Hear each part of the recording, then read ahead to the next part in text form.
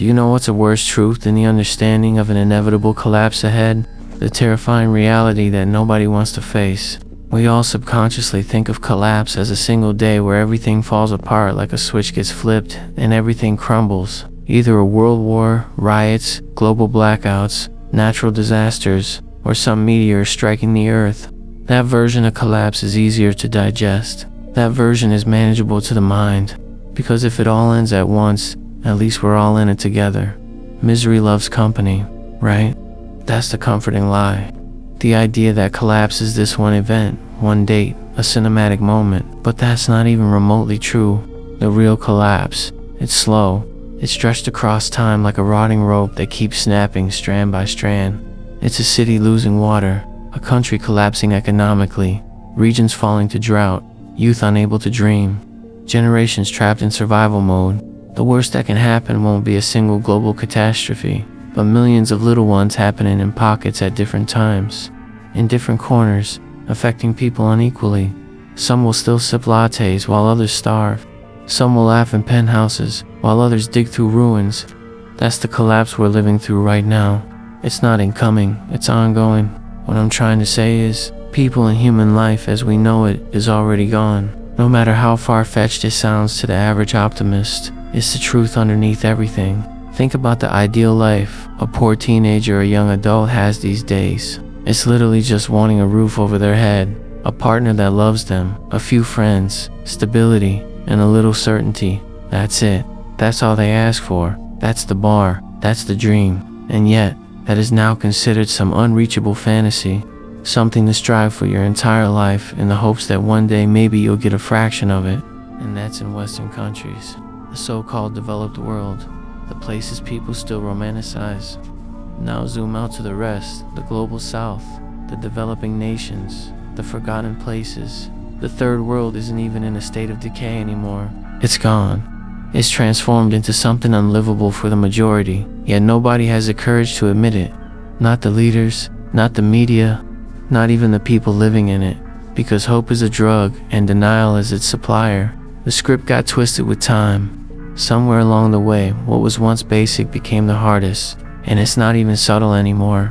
Money isn't just currency now, it's oxygen. It's a gatekeeper. It's the only thing that decides whether you live decently or barely survive, whether you get to laugh freely or count every breath, whether you get to love or just watch from afar. The most absurd part is that people genuinely think it was always like this, that wealth has always been the key to unlocking happiness. But no, this entire framework, the modern system, is barely 100 years old, a blink in human history. Even peasants in the medieval Dark Ages, who had no rights, no freedoms, and probably zero education, still had some semblance of a home, a wife, a child, food from the land, and a role in a tight-knit community. They lived hard lives, yes, but at least they weren't constantly gaslit into believing their suffering was their fault. At least their needs weren't labeled as luxuries. Maslow's hierarchy of needs is the most ironic thing in modern society. The pyramid is upside down. Now you're expected to achieve self-actualization. First to find meaning, purpose, and value, and then maybe, just maybe, you'll be allowed food, love, and security. If you're exceptional enough, if you're born in the right place, if your mind functions according to capitalist logic, and if not, well then suffer, quietly. It's insane to think we live in a time where the absolute basics, food, shelter, health, relationships have become premium content, reserved only for those who can afford them. And then we wonder why people break, why young people spiral into hopelessness, because we're asking them to be geniuses, influencers, entrepreneurs, and monks all at once before they're allowed a fraction of peace. That's not living. That's a psychological torture chamber disguised as society. And here's the paradox. If someone is a genius or born rich, why would they chase the basics? Why would they care about love, or security, or a home? They're already past it. They're too far removed. So even if someone reaches the top, they still circle the same empty space everyone else does, only with better furniture. Nothing changes except the comfort level of your distractions. It's the same void, just dressed up. And then there's Murphy's Law. Nothing is as easy as it seems, and anything that can go wrong will go wrong. This isn't just a quirky quote, it's the blueprint of the universe. Nature doesn't care. The cosmos doesn't negotiate. The fact that we're born without consent, live in random environments, and die at unpredictable moments should be the ultimate proof that nothing owes us clarity. Nothing is fair by design. Our lives are shaped entirely by choices we didn't make. Who your parents are, what country you're born in, what era you land in, what your brain chemistry decides on day one. It's all a lottery. The choices we think we have are laughable illusions unless you're lucky enough to reach a certain level of privilege. Even then, most don't escape. Entropy is the most real thing I've ever understood. The truth that everything living or not is falling apart constantly. The nature of this universe is decay, and somehow, in that endless collapse, life was born. The sun, constantly on the brink of chaos, gives us life. The earth, a random chunk of rock, post-supernova, just happened to get the right conditions.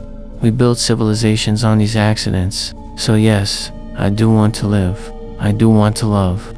I do want to experience the good things life has to offer, but I can't. Not fully, not without lying to myself, not without adopting some delusion, be it religious or ideological, and I'm too aware to believe in either. I've outgrown the luxury of blind belief. People say wanting to give up is unnatural, that it goes against survival instinct. But what if your mind is already broken? What if your life is burdened with mental illness? What if waking up every day is a negotiation with yourself? Then maybe it is natural to want peace, even if that peace is in the form of ending everything. Being defective in a system that only rewards functionality is a death sentence. Not physically, but emotionally and socially. People don't say it out loud, but they think it.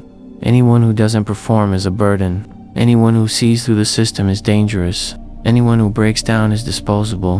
Right now, I'm young.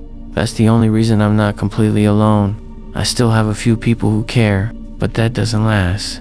People grow, they settle, they prioritize. And unless you've achieved something society deems valuable, you're left behind. The older you get, the more invisible you become. Unless you conform, unless you fix yourself. But not everyone can be fixed. That's what nobody says. Some people are just born into chaos, and not everyone escapes it. Not everyone wins. Nature doesn't reward intelligence, it rewards action. A confident fool will always outrun a quiet genius in this society. Loudness wins. Appearance wins. Algorithms don't read your thoughts, they just count your clicks. The natural order is brutal. No matter how thoughtful or self-aware you are, if you can't play the game, you lose. If it were that easy to just speak your mind and do whatever you want, the world wouldn't be the mess it is. The truth is, individual freedom is an illusion unless it's backed by resources, unless it's protected by systems. Otherwise, it's a slogan, nothing more. Do what you want only applies when you're already safe, fed, and free. I just wish this awareness hadn't come so early. I wish I could have had my 20s, even just a few years. I wish I got to be naive, to believe in love, to believe in effort, to believe that things would work out. Maybe it was COVID, maybe it was my own mind, maybe both. I get why religions were created. It was never just about God, it was about survival, about giving people a reason to keep going, a shared dream, a shared lie, a path. And now that sentience has reached its peak and belief is dying, people are becoming unmoored, lost in the open sea. Nietzsche saw this coming. The death of God, the rise of nihilism, the crumbling of meaning. That's what the Übermensch was, a last attempt to salvage something, a plea for people to create their own values, their own illusions. But even that's not idealistic. It's still coping. It's still building sandcastles before the tide comes in. Maybe this is what Nietzsche lost his mind over, not the concept itself, but the question of how people would survive without meaning. What happens when everyone sees through the illusion and nobody believes in anything anymore? We're not there yet, but we're getting close. All I know is that I wish I got to live and enjoy my 20s like a normal person.